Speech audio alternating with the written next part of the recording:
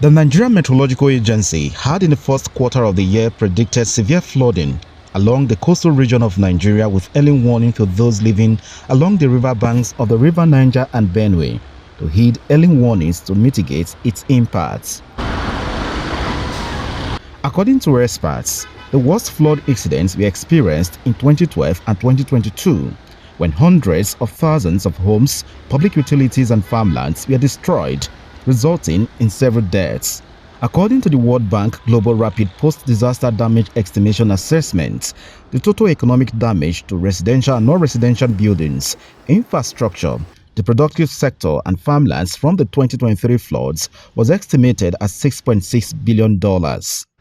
While the 2012 and 2022 floods were caused by the release of excess water from the Lagdo Dam in Cameroon, others were attributed to the indiscriminate disposal of waste materials, especially on waterways, drainage channels, and buildings on floodplains, which made it difficult for the free flow of water at the peak of rainfall in the country. But how are those living in flood-prone areas in Delta State taking NIMET's prediction and warnings? What we are doing is that, let's assume that you are planting about, say, 2,000 seedlings of yam. You understand? Because of the flood, you will plant only 1,000. So that when the flood comes, you'll be able to harvest them and take them, whether they are ready or not ready. We are sorry for the flood too much. And we don't need the flood too. So if you people can do the flood, make it no come, we will like them because we are sorry for it.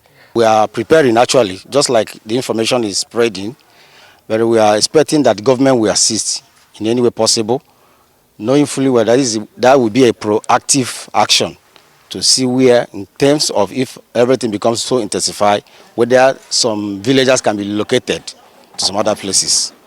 In the same vein, the state government has said adequate, coordinated and effective flood mitigation strategies and preparedness have been put in place across the state to avert casualties and destruction of farm produce and property.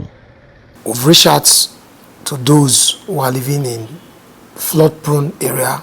We've reached out to deltas in general, and we are still consistently sensitizing the general public. So we are prepared. The committee SSLC set up last year. The committee is still fully intact. They will be the one to take charge when the time comes.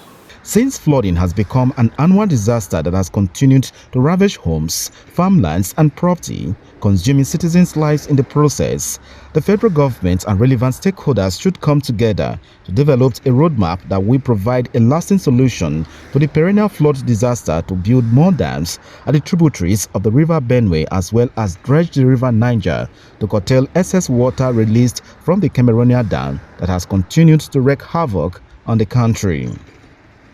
In Asaba, for News Central, Austin Azu.